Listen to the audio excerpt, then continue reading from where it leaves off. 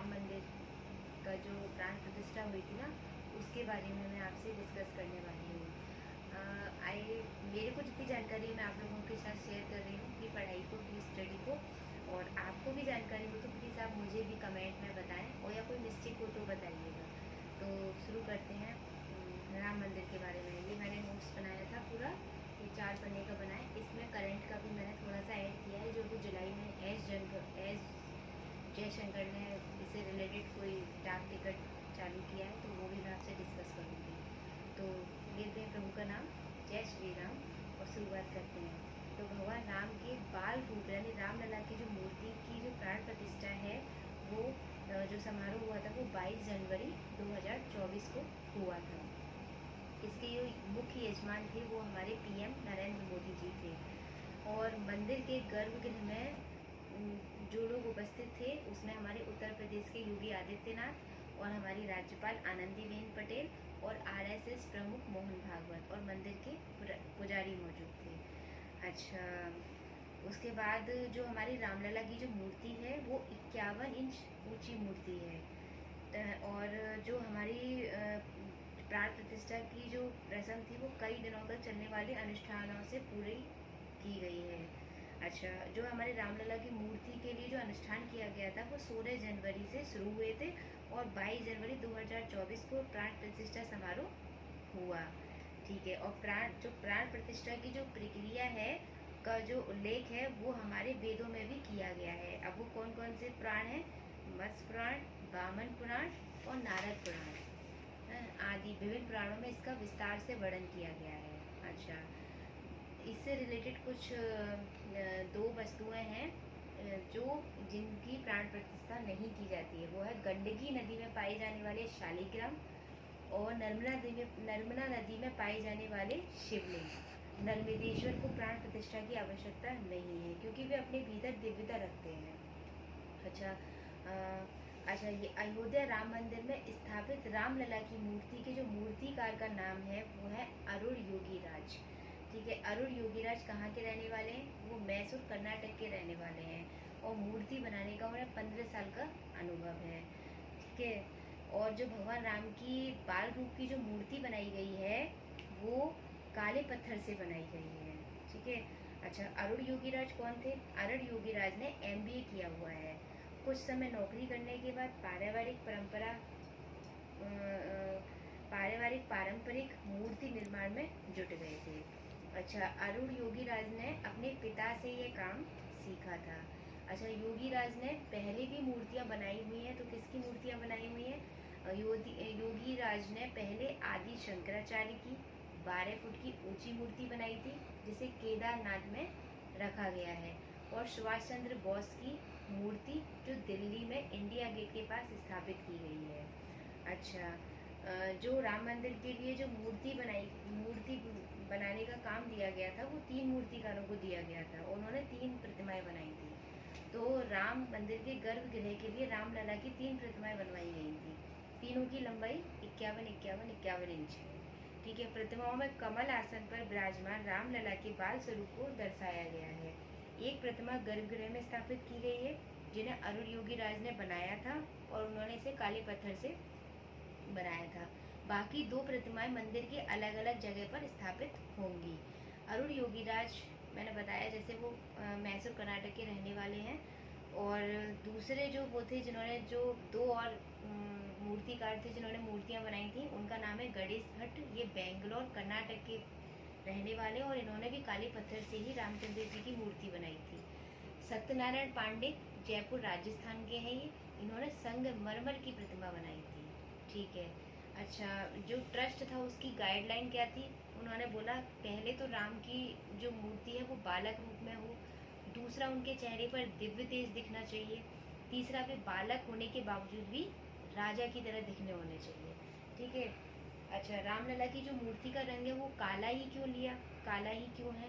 तो तुलसीदास की रामचरितमानस के बाल करने में भगवान राम के बाल स्वरूप का वर्णन है। उनमें राम के श्याम वर्ण मुस्कान और शरीर के बाकी अंगों की सुंदर व्याख्या की गई है। रामचरितमानस के बाल करने की 5 चौपाइयों में इसका जिक्र है, इसी के अनुसार मूर्ति बनाई गई है।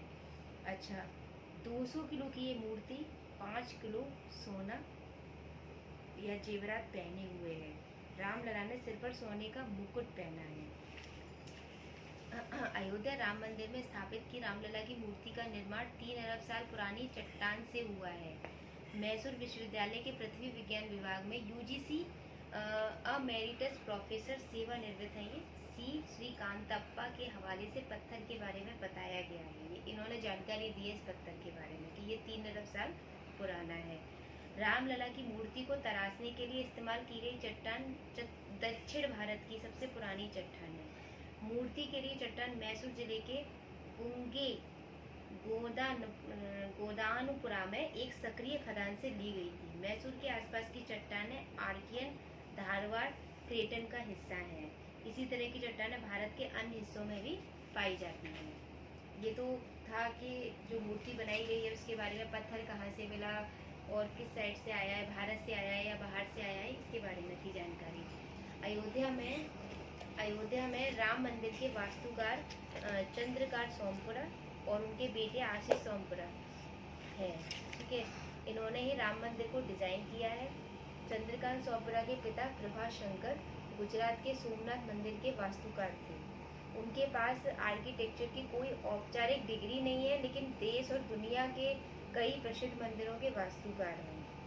अच्छा, 30 साल पहले ही राम मंदिर को डिजाइन किया गया था, ये बताया गया है, क्योंकि चंद्रकांत सोमपुरा ने करीब 30 साल पहले रामलला के मंदिर का पहला डिजाइन बनाया था।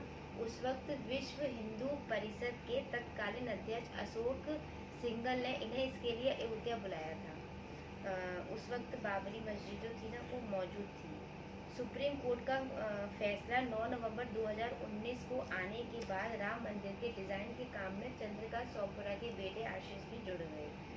ठीक है, अब चूँकि जगह ज़्यादा है तो डिज़ाइन में काफ़ी बदलाव किया गया है। अच्छा, अयोध्या राम मंदिर की जो शैली है वो किस टाइप की है? वो नागर शैली है।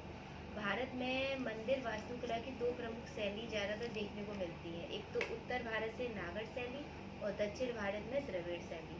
तीसरी है बेसर शैली। ये वास्तुकला की नागर और द्रविड़ शैली का मिश्रण है। अच्छा, नागर शैली में मंदिर कौन कौन से बने हुए हैं? सोमनाथ मंदिर, कोणार्क का सूर्य मंदिर और उड़ीसा का लिंगराज मंदिर इस शैली के कुछ प्रसिद्ध मंदिरों में से एक है। मंदिर वास्तुकला की नागर शैली 5वीं शताब्दी ईस्वी में गुप्त काल के अंत में उत्तरी भारत में उभरी थी। इसे दक्षिण भारत की द्रविड़ शैली से जोड़कर देखा जाता है, जो उसी काल में उभरी थी। नागर मंदिर एक ऊंचे चबूतरे पर बनाए जाते हैं, जिसमें गर्भगृह होता है, जहाँ देवता की मूर्ति होती है, जो मंदिर का सबसे पवित्र हिस्सा होता है। गर्भगृह के ऊपर शिखर शाब्दिक रूप से पर्वत शिखर होता है, जो नागर शैली के मंदिरों का सबसे विशिष्ट पहलू है। नागर शैली के मंदिर में गर्भगृह के चारों ओर एक परिक्रमा पथ और एक या अधिक मंडप हॉल भी शामिल होते हैं। चित्र और नक्काशी अक्सर इसकी दीवारों को सुशोभित करते हैं।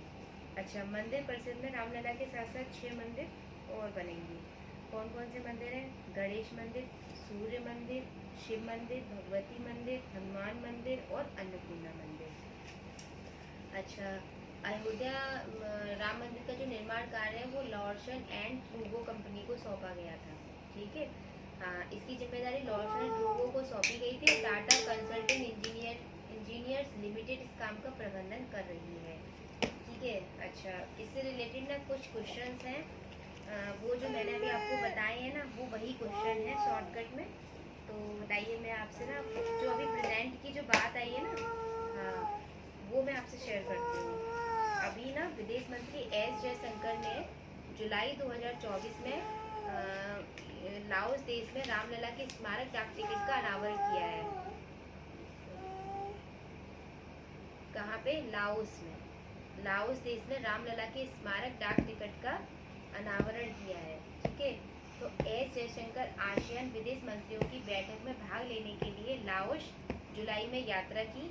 लाओस की अपनी 3 दिवसीय यात्रा के दौरान रामायण और बौद्ध धर्म की हमारी साझा सांस्कृतिक धरोहरों का जश्न मनाते हुए एक विशेष डाक टिकट सेट लॉन्च किया। इस सेट में 2 टिकट हैं, जिनमें से एक पर भगवान राम की अयोध्या की मूर्ति की छवि है, जबकि दूसरे पर भगवान बुद्ध को दर्शाया गया है। इसे भगवान राम की अयोध्या मूर्ति को समर्पित दुनिया का पहला डाक टिकट बताया जा रहा है। लाओस, जिसे आधिकारिक तौर पर लाओ पीपल्स डेमोक्रेटिक रिपब्लिक कहा जाता है, लाओस के बारे में मैं आपको बता रही हूँ।